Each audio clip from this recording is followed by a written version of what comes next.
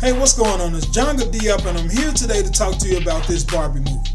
Now, the first thing that I noticed was that this movie is rated PG-13, which is pretty high for a children's film.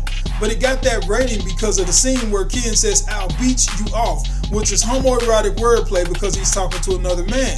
But you gotta wonder, why is there so much homosexuality in this movie? And it's because homosexual men are not looked at as much of a threat when it comes to women because A, they don't want sex, and B, they're thinking and operating like women themselves. And so women kind of see them as proxy women, not real women, but kind of a weak substitute. And so you see that because those men basically are not going to be dominant. Those men are not going to be patriarchal, which is the real core of this movie, which is patriarchy here is presented as the enemy.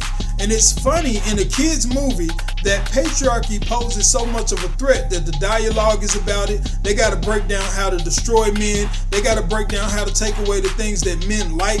You know, there's a scene where she says, play on their egos and their jealousy. And they show the little Barbies going and talking to other men. And basically those men start to fight because if you take away sexual access from men, we begin to fight each other because sex gives us something that makes us not necessarily have to fight. And so women, knowing this, use that to destroy men. And so this movie presents as kind of a how-to manual on how to destroy men and basically how to destroy patriarchy.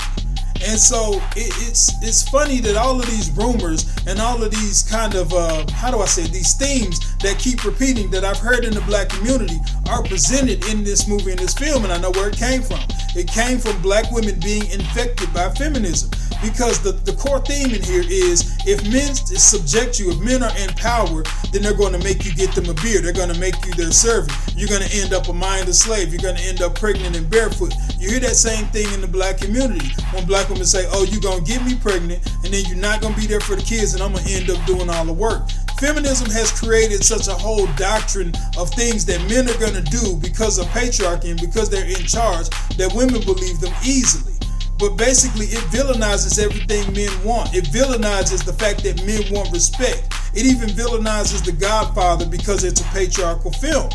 And so basically, the only good men that are presented are weak men like Alan, who are invisible and no one wants them, or basically sugar daddies, which is funny that a film that children are looking at puts that term in there and tries to, dress it up. But basically, it's telling women or young girls to get a sugar daddy.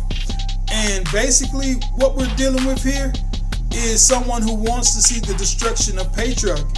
You're looking at someone's imagination and thought patterns and themes here. So I want you to keep that in mind. Even though the movie is for children, the themes are not. Peace.